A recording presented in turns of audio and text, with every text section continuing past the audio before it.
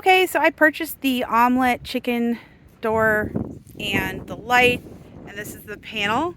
And I just got it hooked up. It is a little challenging to read through all of the options for this. I wanted to mount these directly on this. And what they have is they assume you're putting it through like a T11, which is a thinner piece of wood. And they have they have you drill a hole and they want you to use their blunt screw, whatever. I don't know. Anyways, I just used regular screws that go right into this 2x4. Plenty of space here. You need to make sure nothing's blocking this entrance because it'll read wrong. When you're putting this together, there are some weird things. There's like 2 of these bars here that you have to put on before you install this door. You also, before you install these, need to pull off, there's like a vertical piece here that you have to open up and then put like one little piece in and then like one little piece on top. So just a heads up, do those first. I did not do anything in the right order. Installed this, then have to take it off, put these on, and then I realized I had to take all of this off again and then put those little pieces in. So it's just a little hard to figure that out. This piece right here runs up and has a piece that you have to open this whole panel, and you have to put some batteries in, and then you have to like hook it through. You need to take like a regular hand screwdriver, hook it through and plug it into each section. There's a section for a heater, there's a section for the door, and there's a section for the light if you got the light to go with it. And so each of those pieces screws in here and they go up through this thing here, which has a little bit of water protection to keep water from getting in. And once those are all hooked in, you then screw this back on and you can do your settings here and then just close it up.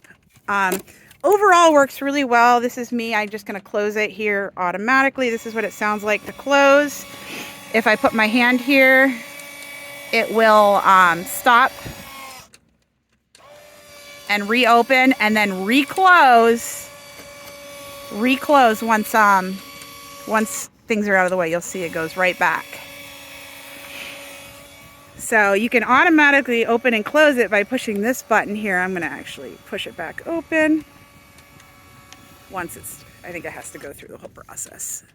So I've got it set on time.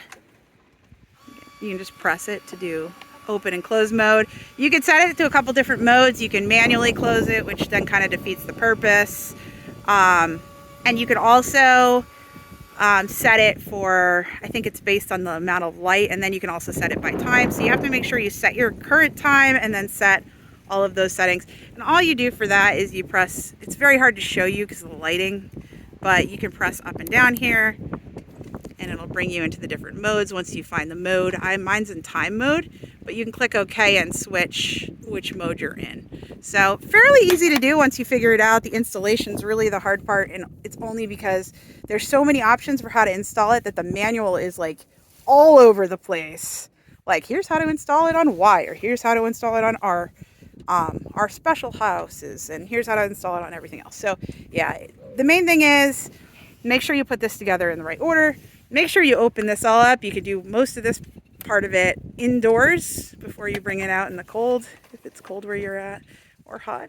And yeah, that's all there is. Overall, it seems like it's going to work really well. I'm pretty excited to do this, and I'll spend a few days just checking on it each day to make sure it's working right.